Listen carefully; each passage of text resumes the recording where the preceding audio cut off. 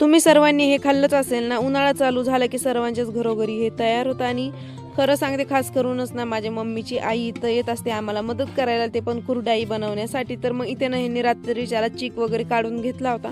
मग आता बारी होती कुरडाईसाठी ना. खरं सांगते एवढी मेहनत करावी लागते ना, आदन वगैरे ठेवायचं सोबतच. एवढा मोठा पांढरा शिपीत हा चीक निघले एकदम दुधासारखा. आणि आपल्या घरचे कांदे पहा इतके छान दिसत आहे की विचारच करू नका. एकदम गोल्डन आणि एक नंबर जसे लाल. आणि घरचा कांदा आणि एक वेगळीच मजा असते. मग मी ना दिवसभर दाऱ्यावर होते त्याच्यामुळे ना इथं आईनेच कुरड्या केल्या. आणि खरं सांगते कुरड्या पण एकच नंबर भारी केल्या, एकदम पांढऱ्या. रंगीत कुरड्यापेक्षा ना पांढरी कुरडाईच एक नंबर दिसते. मग आता तेवढंच झालं होतं असं की गव्हाची मशीनही आली होती. हाताने गहू काढायचं त्याला ना भरपूर टाइम लागतो, त्याच्यामुळे मशीनच आली होती.